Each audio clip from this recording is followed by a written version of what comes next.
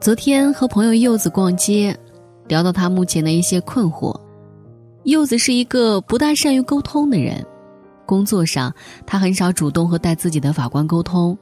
每次都只是默默完成交代的任务，再无交流。进修上，他去参加讲座，他有问题想问，都已经在脑海里组织好语言了，现场人也不多，他却就是没勇气开口。柚子的困扰让我想起一位前辈，张小姐。张小姐是某公司的经理，40不到，财务自由，玩的一手好基金，房地产买到美的去，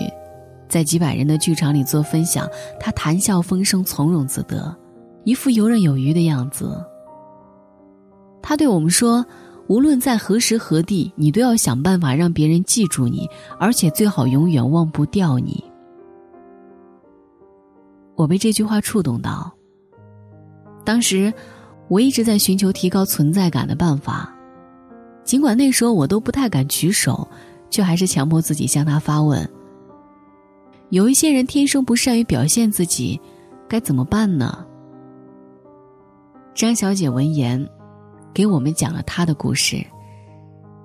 其实她也不是天生爱表现的人，性格比较内向，在工作的前几年她不爱出风头，一想到被众人目光聚焦的感觉，心里就七上八下，紧张不已。她很少表达自己的观点，因此存在感极低。有一次她和同行小柯因为业务上的关系结识了，他和小柯聊起，其实我们1年前就一起参加过一门培训。小柯一脸迷茫，努力回忆了一下，还是坦诚地表示不记得了。张小姐心里有点失落，她突然意识到自己工作2-3年来一直在原地踏步，正是因为她从来不逼自己去当众表现。你从不表达观点，别人就不会知道你的看法，你从不发言提问，别人就会忽略你的存在。没有人会注意你，没有人会赞扬你，没有人会羡慕你，没有人会注意到你。你就这样被遗忘了。即使已经工作了2-3年，在大家眼里也不过只是个可有可无的透明人。张小姐所在的企业是一家跨国公司，时常要开远程会议，以前每次开会她从不过多发言，通常是总部代表讲完后问还有什么问题不清楚，其他7个国家的代表依次提问，最后总部问中国人有没有什么意见。这时候问题差不多都被其他人问完，张小姐只能说没有。不甘心永远这样沉默下去，张小姐下定决心逼自己改变。她暗暗地给自己下了任务，每次视频会议一定要抢在第一个提问，哪怕只是问刚才讲到的能再解释一下吗？从一开始的头皮发麻，到后来越来越自然流畅，张小姐渐渐喜欢上积极表达的感觉。起初她很担心自己的提问会没有水平，被别人笑话，但后来发现，如果逼着自己提问，就会下意识地更认真地去倾听和思考，最后问出来的问题往往是很有质量的。因为逼着自己去表达，她在同事的眼里逐渐从我想想他人还不错吧这种小透明，变成了不错，很有想法，很有见解的业务骨干。有时候人要逼着自己去成长。张小姐对年轻人的奉劝是，永远选择不安定的一方，对人生方向犹豫不决的话，就往变化激烈的一方走，逼着自己离开舒适区，你才能快速成长。说到该选择什么样的职业，张小姐甚至开玩笑说，千万别选爸妈让你选的工作。譬如她就没听爸妈的话，在当地某一份铁饭碗做一成不变而毫无挑战性的工作，而是选择了进入竞争激烈的外企，逼着自己每天快速学习，边学边用，每天都在逼自己迎接挑战，每天都在突破自己，超越自己，一天天成长起来。某品牌的亚太区总经理董先生也有着类似的心得。董先生的人生转折点发生在34岁的那一年。在此之前，他只是庞大集团的一颗小小螺丝钉，薪水勉强能供起妻子和刚刚出生的孩子。2000年时，公司想要外派总部员工开拓中东、非洲等空白市场。当时候选人除了董先生外，还有几个和他资历相仿的同事。包括董先生在内的几位候选人都犹豫着，外派虽然是升职加薪的跳板，可也意味着就要背井离乡，在陌生的国度东奔西走，还时时顶着单枪匹马开拓市场的巨大压力。其他几个人最终选择放弃这个机会，而董先生决定逼自己一把，把自己推出舒适区，踏上了外派之路。当时公司没给他一兵一卒，他只身上阵，一个人拿着行李就去了阿拉伯。7年外派，他飞来飞去，以至于一早上醒来会不知道自己在哪里。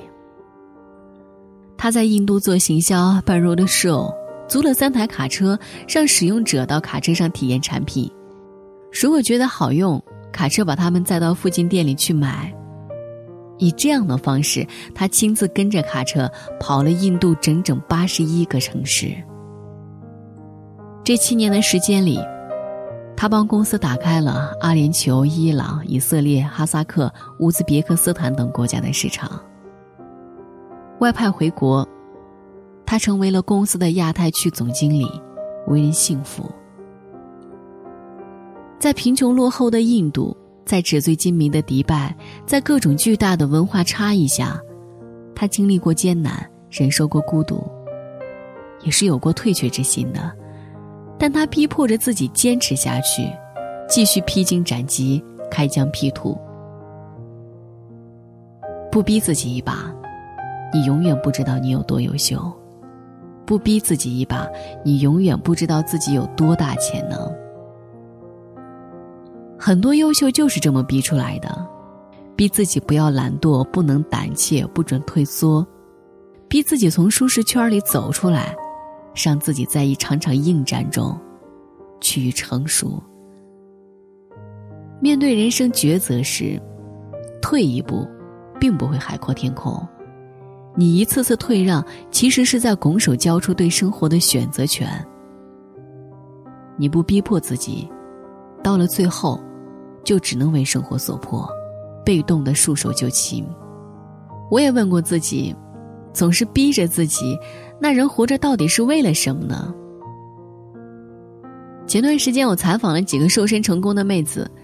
其中一位3个月瘦了30斤，骨骼肌从22.5千克上涨到24千克，胸部从 C cup 升到了 D cup。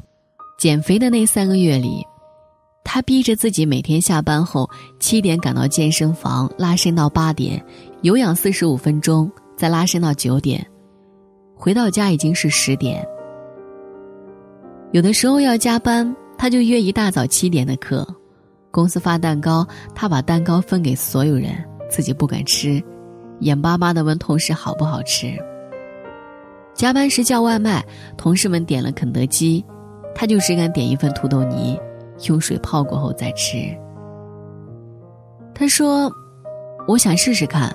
这么多年来我究竟能不能坚持下来一件事儿。逼自己坚持3个月，当然不容易啊。